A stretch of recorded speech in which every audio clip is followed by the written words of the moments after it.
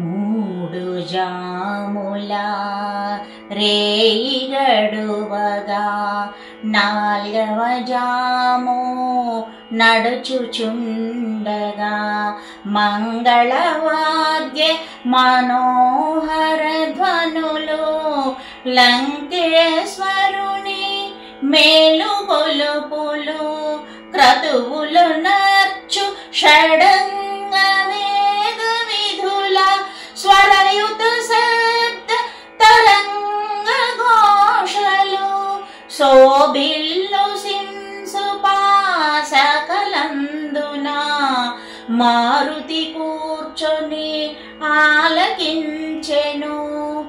రావణాసురుడు శాస్త్రోక్తముగా వేకువనే విధులన్నీయొనర్చెను.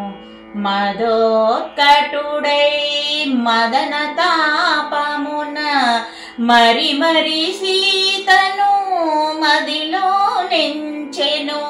నూర్గురు భార్యలు సురకన్యల వలె పరిసేవింపగా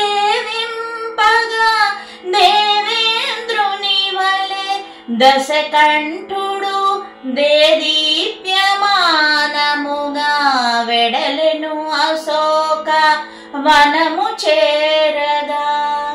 లంకేశునితో వెడలిరి సతులు మేఘము వెంట విద్యుల్లతల వలె మధువు గ్రోలిన పద్మముఖుల ముంగురులు రేగే భృంగముల వలె క్రీడల తేలిన కామిని మణుల నిద్రలేమి పడు అడుగులు తోలే దశకంఠుడు దేదీప్యమానముగా